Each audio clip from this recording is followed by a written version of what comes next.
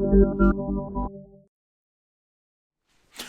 right, guys, I saw ESPN do their 2022 redraft first round, but it was behind some paywall or something. I couldn't really see it. So I found another one that was just put out. Actually, this was put out right after the season. So it says 2022 NFL redraft first round. I am just going to be reacting to this, and it's pretty remarkable how the draft was last year and really how you didn't want the number one overall pick because the Jaguars were kind of forced into taking a project, Trayvon Walker. You can see here in the redraft, Ahmad Sauce Gardner, just the ridiculous rookie season where he's an all-pro, I think a first-team all-pro as a rookie. Remarkable. And the Jaguars, it's a problem. You have the number one overall pick. You can't take a cornerback, right? That's a bad value taking a corner number one. But then you're left with kind of like a project pass rusher, Trayvon Walker, who I advised the Jaguars not to take. They end up taking him.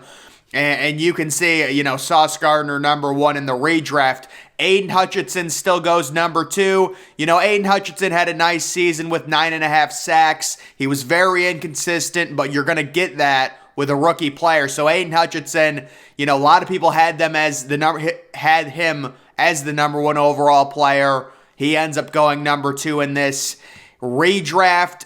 Tyler Linderbaugh going number three.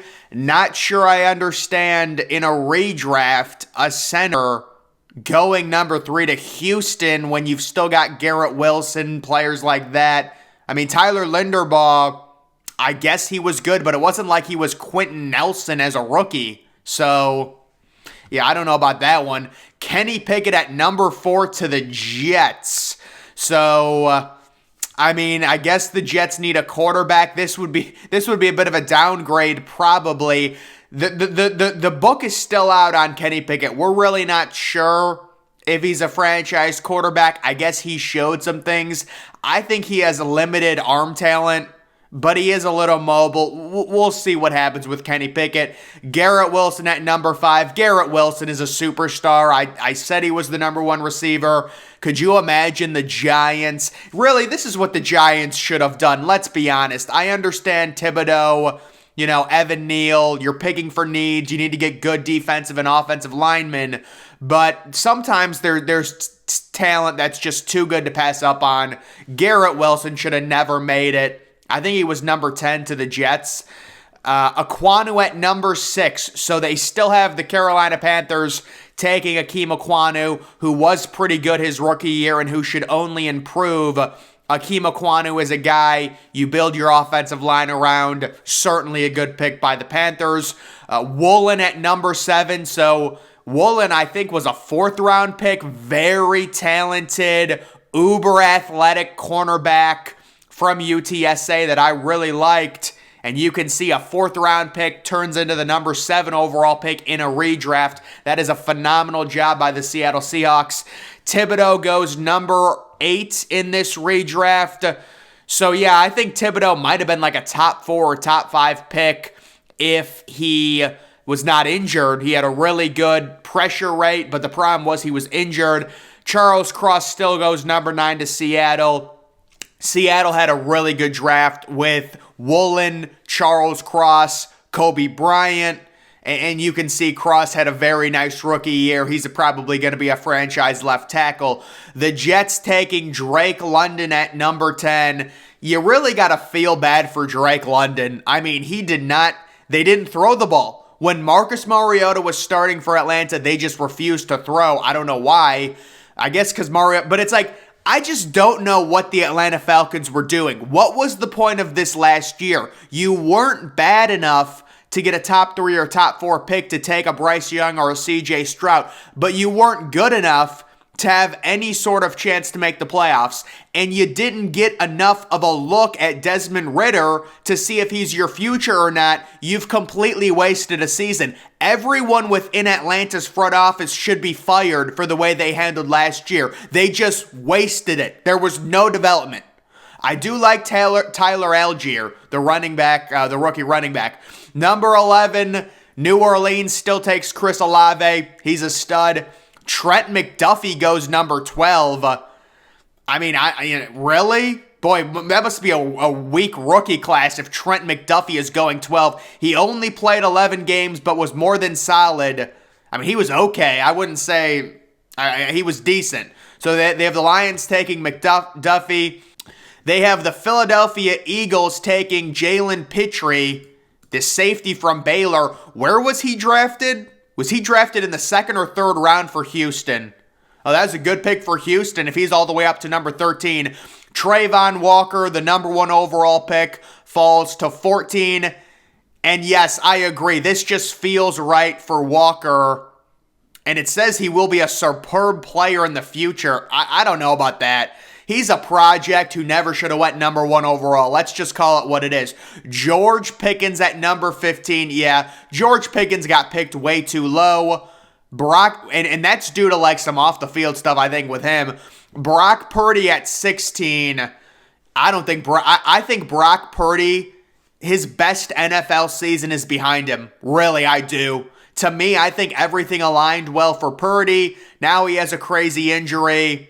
I don't know. Like, people are like, oh, it's the same thing people did with Mac Jones. They're like, if Mac Jones is this good as a rookie, what is he going to be in year 3 when he's really improved? Okay, he's a really low ceiling quarterback. Brock Purdy is a really low ceiling quarterback. So sure, he had a good rookie year, but people are expecting him to have this career trajectory where he keeps improving. I don't see that happening. It's the same argument I used against Mac Jones when everyone was like, oh my God, if Mac Jones is this good as a rookie, he's going to be a superstar as a sophomore. No, he's just a really low ceiling, high floor quarterback. That's what Brock Purdy is. Tyler Smith is a decent player, an offensive lineman picked by Dallas. Abraham Lucas. Are you kidding me? Abraham Lucas? From Tennessee? I don't know. That surprises me. In front of not in front of Kenneth Walker. Yeah, Kenneth Walker is a really good running back. It's tough because, running backs are not valued in the NFL, but Kenneth Walker had a really good year. Christian Watson kind of came on as the season went on. He had that really bad drop in week 1, but he's kind of developing into a good deep threat. I would have George Karlaftis higher than this. I think he had a really good PFF pressure rate. Quay Walker at number 22, as long as he doesn't get ejected. Zion Johnson. How did Zion Johnson do? He started all 17 games for the Chargers, the interior offensive guard. So I don't know. I guess he had an okay year. Derek Stingley Jr., I hated this pick by Houston. Why are you drafting an injury-prone cornerback at number 3? I had Ahmad Gardner as my number 1 cornerback. They don't listen. They take Derek Stingley. He gets injured. And then, I know Houston fans were trying to cope by saying, oh, they were resting him and there was no reason to play him because Houston was already really bad. But, the guy's injured. He's constantly injured. I don't know. Kyle Hamilton at 25. Yeah, Kyle Hamilton was one that needs to improve for sure. But, I thought Kyle Hamilton was going to be a lot better. Cole Strange at number 26. Yeah, he's an interior offensive guard. It was surprising to see him go that high. Jordan Davis, the nose tackle. Jordan Davis didn't even play as a rookie, or I think he played 13% of the snaps. Brisker at 28. That was a good pick in the second round by Chicago. Brisker is a hard-hitting safety. Braxton Jones, that's another good pick by Chicago. He could possibly be one of their starting offensive tackles. Deron Bland from Fresno State, a cornerback. Where did he get drafted? Slayer, the interior offensive lineman from Georgia. Boy, Cincinnati needs a lot of... Yeah, they always need offensive line help. And then you have Jack Jones, who's currently a Patriot. Wasn't Jack Jones like a 6th-round pick or something? Jack Jones was at USC. He transferred to Arizona State. I think that's the Jack Jones I'm thinking of here. And he goes to Minnesota at 32.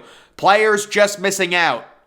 Damian Pierce, the running back from Florida, he had a nice season.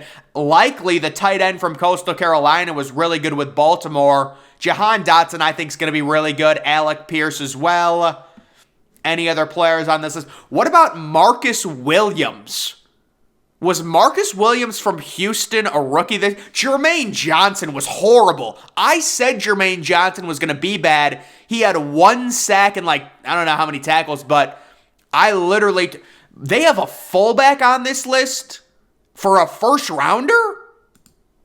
Luke Fortner is actually pretty good. I saw he played like every game. But yeah, Marcus Jones, I think, was a rookie, and he was like an all-pro or something. I don't know how he's not on the list here. Maybe I missed him. But, this is a fun little redraft for 2022 just to look and see how some of the players turned out. Just wanted to go over it. But, guys, that's going to do it for this video.